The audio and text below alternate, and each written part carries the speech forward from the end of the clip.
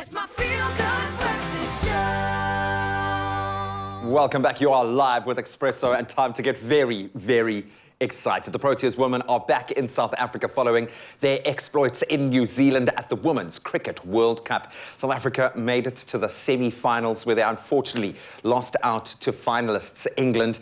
The Proteas still had Laura, they had Shabnim, they had Marizan in the team of the tournament after their brilliant performances throughout what was a scintillating competition. And we are joined this morning by Sinal of Jafta and Lar Goodall to, please unpack what must have been the craziest roller coaster ride for us. Can I first say congratulations and well done, and can we get a round of applause for these insanely talented cricketers?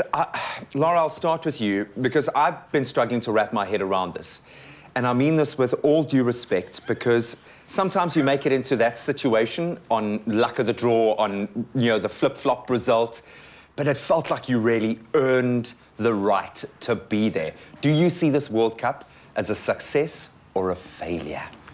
It's a bit of a catch-22, I think. I feel like we feel like it is a failure because we wanted to achieve much more in this World Cup, but it's also a success when you see what we've done for the people back home, and just the reaction and the support we had while we were over there. And even when we got home and we landed, we felt like we won the World Cup. So, yeah. I mean, the airport was packed with the young girls, especially, just there showing their support to us. And, I mean, that was the positives of it, but obviously we feel like we could have done better. What did you need to do better? Because it looked like when called upon, the individuals were putting their hands up. The team has created a culture of winning, which is something that I think all teams strive for, and it's such an elusive thing, but you guys have got that chemistry right at the moment. What did you need to do to win this World Cup, or moving forward, what are you going to be working on? You know, like, I still remember the first team talk we had in the change room. Coach Hilton said, we're coming in here as world number 2. So it's kind of like an expectation now, rather than like, let's see if they're going to actually... Yeah, so I think what we did behind the scene, I remember we had so many series before that, and before we actually entered the World Cup, we haven't lost a series in 5. So for us, it was more that thing of, okay, we're just here to showcase what we've been able to do for so many years, you know, and I still, with momentum coming in and like just actually supporting us in our journey for 4 years. It's massive, you know, yeah. For them, it's like by far, they've been probably one of our platforms. And, you know, us as a team, we knew exactly what we had to do. So it was just temperament and... Yeah. And express yourselves, man. That's what I love, is everyone is expressing themselves in that space. What has it taken to get the team to number 2, to create this culture of winning, to get the kind of balance that you guys have found on the bat, on the ball side, but also in that team chemistry? Laura, how do you attribute the success, or what has been what's worked, what's clicked? There's many reasons why we've been successful as a team.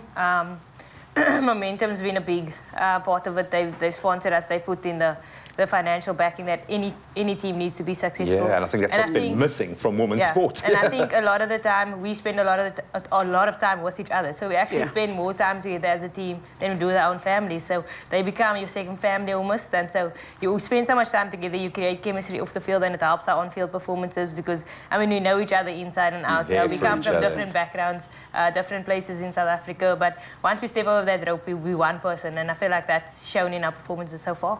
That being said, who's the naughtiest person on tour? Who do you always have to keep in check? Chloe Trout, Shabnim Ishmael. Probably. Yeah, we all there. Chloe Trout, Shabnim Ishmael. The two of them together are quite... I was going to say, you need fire, then you need petrol. Okay, maybe it's the 3 of us, but maybe the 3 of us. It's all chemistry, man. I mean, there are so many superstars in this team who have proven their worth.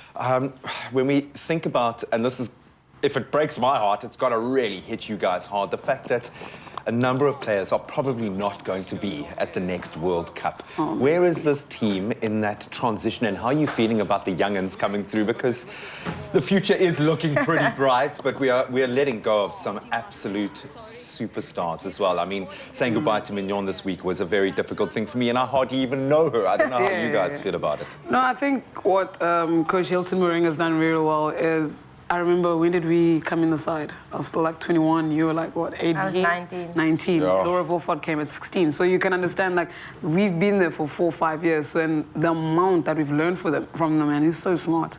And I think what he's done so well is he managed us quite well. I see, like, if a player gets injured, another one can just fill in on the day. It doesn't matter system what is happens. strong, Yeah, it's yeah. very strong. And, you know, it's sad to see Minxie go because, like, she's like the mom, man. Yeah, You go we to call her her, Mom Minx or Tanny oh. Minx. Tanny Minx, like, That's probably why she retired. She just can't take that anymore. She's like, please. It's like when I get called Oom, I'm like, oh, come on, man, I'm not that. Just to wrap this up, just very quickly, Laura, what does it feel to you? How does it feel when you say young girls were out there especially? Do you feel like we're on the right track inspiring that next generation? Are we creating generational wealth within women's cricket? Hopefully that's our goal as a team. We want to leave something behind because we know we've had to, especially Minions' generation, they had to fight so hard Really to become hard. fully professional, and so now the younger girls are just coming into a system that's ultimately professional. You in the gym all the time, you're running all the time, you're training all the time because Good it's focus, literally yeah. your job.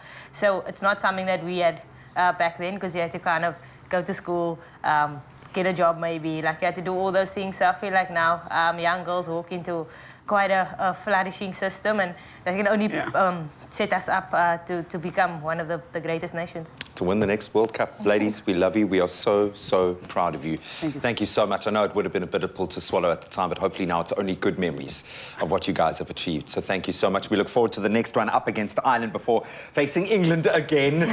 It's turning into a bit of a saga, but we love those kind of derby games.